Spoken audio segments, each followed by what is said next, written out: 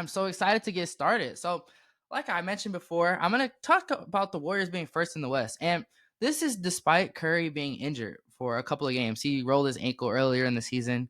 And the thing with the Warriors, their motto, like always, has been strength in numbers. And I think this season is especially indicative of that. If you look at their roster this season, they just have so many talented players. Like up down the roster, they have starter quality guys, and it's kind of shown. They've been running a 12-man rotation, and if you heard Kerr say that at the start of the season, you kind of took that with a grain of salt because it sounds like there's no way during an NBA regular season that you're going to be able to keep 12 guys happy with their playing time, it just keep guys involved in the game. It's a tough situation and it's a tough ask, but he's made it work.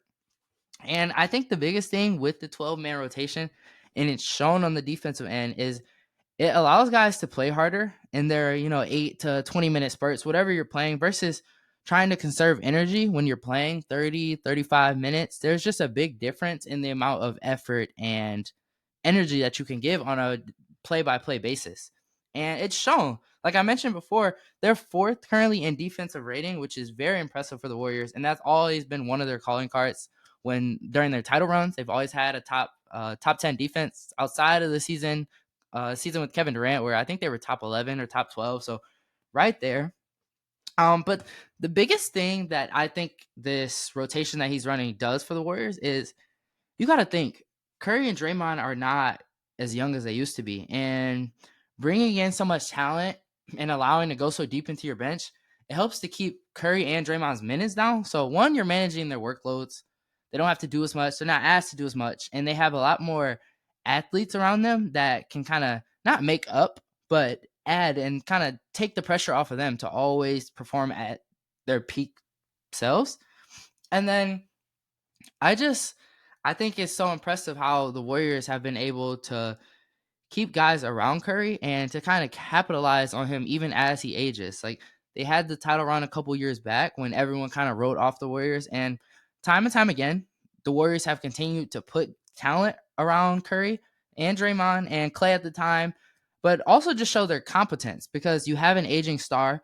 And I wish other teams like I don't know the Lakers or the Suns to kind of take note of this and do a better job at surrounding their stars with talent so you don't have to overwork them. Like nobody on this team averages over 30 minutes of playing time, which a team with Steph Curry doesn't even, he plays about 29 minutes, which if you compare that to stars around the league, you just don't see that a lot. And it just, everyone's more fresh. Like guys don't have to not try as hard, but guys don't have to overextend themselves and you need a breather. It just makes for a better playing product, honestly, because they've been playing a lot better. And I just want to give a quick appreciation or a quick sidebar. As I've gotten older, my appreciation for the greats, like especially the ones that are starting to fade away, it has just increased. Like guys like Katie and Curry, especially.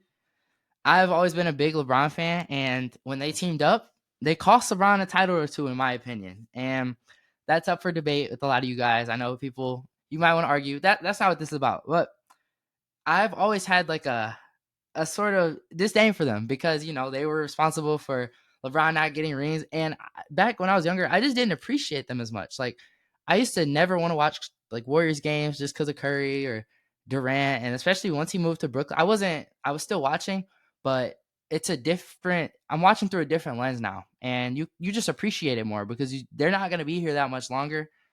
And the greats of our generation are they're starting to age out, and it's kind of showing my age. I'm not that old, but it's sad to see. So like I try and watch every Lakers game, every Warriors game that I can, every Suns game, even the Clippers sometimes. I like watching Harden. It's just you got to appreciate these guys while they're here.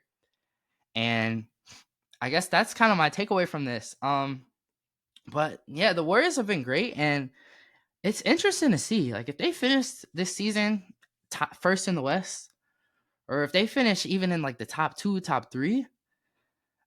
I still think the Warriors should make a move, and try and consolidate some of the role players to bring in a star, like shot creator. I don't know if I'm not even going to try and speculate names right now. I still think if they can, because in the playoffs you cannot run a 12-man rotation, that just won't work.